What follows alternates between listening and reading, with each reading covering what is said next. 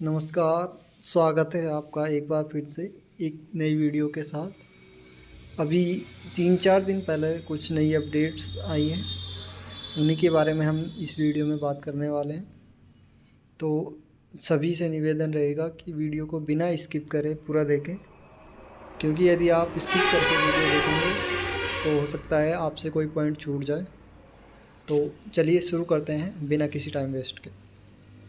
तो ये अपडेट्स जो आ रही हैं वो जिन बच्चों ने स्कॉलरशिप्स के फॉर्म भर रखे हैं या फिर जो स्कॉलरशिप के आवेदन भरे जाएंगे उनको लेकर ये अपडेट आ रही है। तो सबसे पहले हम बात करते हैं जिन बच्चों ने पिछले 2-3 सालों से जो स्कॉलरशिप के फॉर्म भर रखे हैं और उनमें किसी भी कारणवश से उनकी स्कॉलरशिप नहीं आई है, तो उनके लिए एक महत्वपूर्ण अपडेट इसमें निकल कर आ रही है। तो सबसे पहले जो अपडेट आ रही है वो आ रही है रेड फ्लैग को लेकर, यानी कि जिनके भी आवेदन फॉर्म में जिन्होंने 2021-22 और 22-23 में स्कॉलरशिप के लिए आवेदन किया था और उनके जो आवेदन फॉर्म है उनमें स्टेटस का जो ऑप्शन आता उसके अंदर यदि रेड फ्लैग का ऑप्शन आ रहा है तो उनके लिए ये अपडेट आ रही है।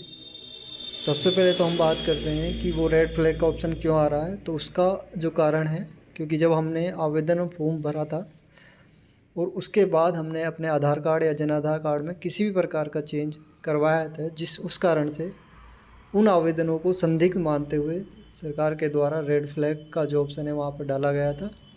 और उनका निवारण है जो उनको आप किस प्रकार से हटवा सकते हैं, तो उसके लिए आपको आपके जो नज़दीकी जो ऑफिस है समाज कल्याण विभाग का, उसके अंदर आपको अपने जो मूल दस्तावेज हैं उनको लेकर जाना होगा और उस रेड फ्लैग के ऑप्शन को वहाँ से आप रिमूव करवा सकते हैं।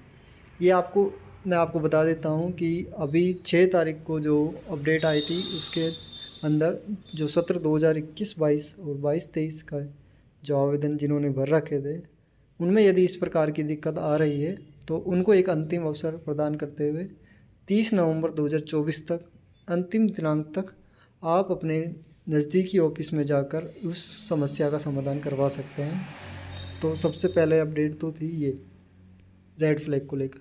दूसरी यदि हम अपडेट की बात करें जो 2016-17 से लेकर 22-23 के आवेदन फॉर्म्स के अंदर आ रही थी, तो उसको लेकर भी एक अपडेट आई है। वो अपडेट क्या है कि जिनके आवेदन फॉर्म किसी भी कारणवश जिनके आवेदन फॉर्म में कोई ऑब्जेक्शन के कारण या फिर किसी अन्य कारण से वो फॉर्म आगे नहीं बढ़ पाए, तो उनको भी एक अंतिम अवसर प्रदान किया जा रहा है। और उनके लिए जो मैं आपको बता देता हूँ कि 31 दिसंबर 2024, हाँ 31 दिसंबर सुल्तान ऑनलाइन फॉर्म नहीं सॉरी 22 नवंबर 2024 तक आप अपने आवेदन फॉर्म में यदि किसी भी प्रकार की कमी या ऑब्जेक्शन हो तो उसको आप सही कराकर आप दोबारा से अपने कॉलेज स्तर या फिर अग्रिम जो स्तर है वहाँ पर उनको आप भेज सकते हैं। इनमें जो विशेष छूट दी गई है 2016-17 से लेकर 2022-23 के जो आवेदन फॉर्म है उनके लिए विशेष छूट इसमें दी गई है और उनको एक अंतिम अवसर प्रदान किया गया है। साथ ही हम बात करते हैं अब नई अपडेट जो फ़िलहाल अभी नई निकल कर आ रही है उसके बारे में हम बात करते हैं कि जो नए जो स्कॉलरशिप के फॉर्म हैं जो सत्र 2024 और 25 के लिए होने वाले थे वो कब से भरे जाएंगे, तो उसको लेकर भी अभी 13 तारीख को एक अपडेट आई है, तो उसके बारे में हम डिटेल बात करते हैं। जो 13 तारीख को अपडेट आई थी उसमें जो बात आई थी कि 14 नवंबर 2024 से जो कि 2024-25 के सत्र के जो विद्यार्थी हैं जो कक्षा 12वीं से उच्च कक्षा में अपना अध्ययन कर रहे हैं, तो उनके लिए जो छात्रवृत्ति के फॉर्म्स है वो 14 तारीख यानी कि 14 नवंबर 2024 से शुरू हो चुके हैं। साथ ही साथ ये फॉर्म्स की जो अंतिम दिनांक रहेगी वो 31 जनवरी 2025 तक इन आवेदनों की अंतिम दिनांक रहने वाली है।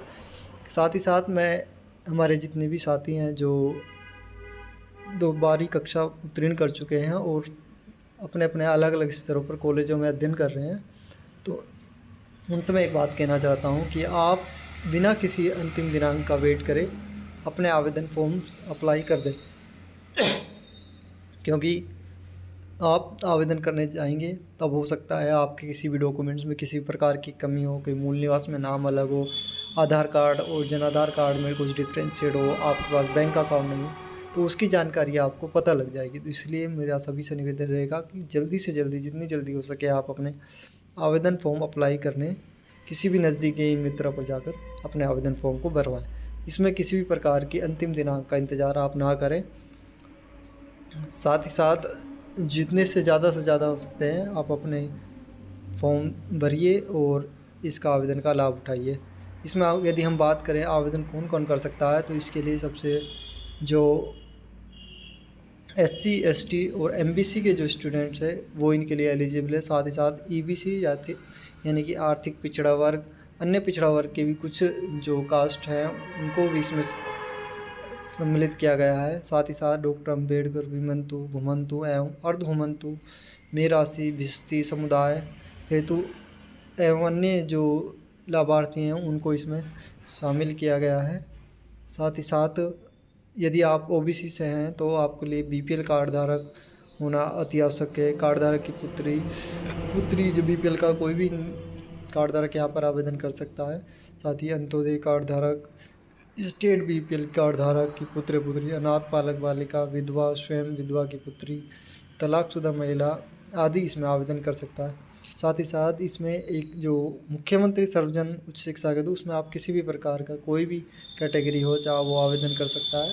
लेकिन इसमें साथ साथ खास बात है कि उसकी जो एनुअल इनकम है यानी कि उनके परिवार की जो वार्षिक आय है वो 5 लाख से कम होनी चाहिए। साथ ही साथ जो बच्चे SC ST MBC OBC जो BPL कार्ड धारक है उनके लिए जो आय सीमा वो 2.5 लाख रुपये तक की, यानी कि उनकी परिवार की वार्षिक आय 2.5 लाख रुपये से कम होनी चाहिए। इसमें यदि हम बात करें कि जो आप सभी को पता है जिस प्रकार की कि जो SC ST और ABC के लोग हैं, जो SJE के द्वारा जो स्कॉलरशिप के फॉर्म भरे जाते हैं उसमें आपकी 100% ट्यूशन फीस है जो आपको रिफ़ंड कर दी जाती है। आवेदन प्रक्रिया मैंने आपको बता दी है कि 14 नवंबर 2024 से इसके आवेदन फॉर्म्स चालू हो गए हैं, जो कि 31 जनवरी 2025 से 25 तक भरे जाएंगे। साथ ही साथ आपको मैंने बताया भी है कि आप जितनी जल्दी हो सके आप अपने आवेदन फॉर्म्स के लिए अप्लाई कर दें, क्योंकि हो सकता है आपके किसी भी प्रकार के डॉक्यूमेंट्स में कोई भी कमी हो तो आप उसको जल्दी से पूरा करा के फिर से आप आवेदन कर सकें। आप आवेदन करने के लिए आपको किसी भी नज़दीकी ई मित्रा पर जाकर या फिर आप खुद से भी अपने SSO ID के माध्यम से भी आवेदन कर सकते हैं। साथ ही साथ आधार कार्ड में मोबाइल नंबर का लिंक होना आवश्यक है और आपके फिंगरप्रिंट्स भी सही से आने चाहिए। दस्तावेज़ों की यदि हम बात करें तो आपको आपके मूल दस्तावेज़ों की आवश्यकता होगी। साथ ही साथ उसके आय का विवरण यानी इनकम सर्टिफिकेट की भी आवश्यकता होगी, तो उन्हें भी आप अपने साथ लेकर जाएं। साथ ही साथ जो आपका जनाधार कार्ड है उसके अंदर भी मोबाइल नंबर के साथ साथ आपका बैंक अकाउंट खुद का यानी कि सेल्फ बैंक अकाउंट भी लिंक होना चाहिए। साथ ही साथ एक महत्वपूर्ण बात यह है कि जो आपका बैंक अकाउंट है उसके अंदर आधार की सीडिंग भी अनिवार्य है। यदि आपके अकाउंट के अंदर आधार की बैंक सीडिंग नहीं है तो आपकी स्कॉलरशिप रुक सकती है या फिर आपको उसका लाभ मिलने में थोड़ा समय लग सकता है। साथ ही साथ आपका जो अकाउंट है वो माइनर कैटेगरी का यानी कि जो 16 साल से कम है उनके रूप में आपका अकाउंट नहीं होना चाहिए। साथ ही आपका खाता बंद ना हो और उस खाते की KYC पूर्ण होनी चाहिए। तो ये थी कुछ अपडेट्स आपको जो मैंने बता दी हैं। तो उम्मीद करता हूँ कि आपको ये वीडियो पसंद आई हो, और वीडियो यदि आपको अच्छी लगी हो तो आप हमारे चैनल को सब्सक्राइब और लाइक और शेयर ज़रूर करें, और ऐसी ही वीडियोस के लिए आप बने रहिए इसी चैनल पर और बेल आइकन को आप ज़रूर प्रेस करें। धन्यवाद। आप फिर मिलते हैं आपके साथ एक नई वीडियो के साथ।